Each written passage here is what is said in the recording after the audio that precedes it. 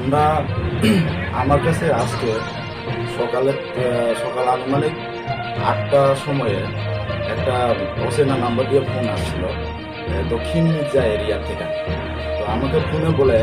যে ওই এরিয়াতে একটা মিসিং করার দিয়া গাছ কাটা তারা শব্দ শুনতে পায়। তো তৎক্ষণাৎ আমি খবর পেয়ে আমাদের রেঞ্জ অফিসে বিভিন্ন বিট অফিসার এবং স্টাফদের পাশাপাশি আমাদের এপিও গর্জি উদিপুর সাব ডিভিশনে ওনাদেরকেও খবর দেয় এবং তার সঙ্গে সঙ্গেই আমরা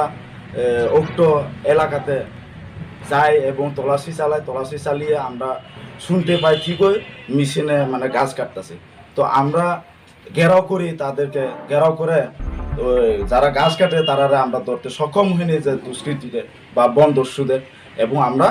এই মেশিনে করারটি ধরে আনতে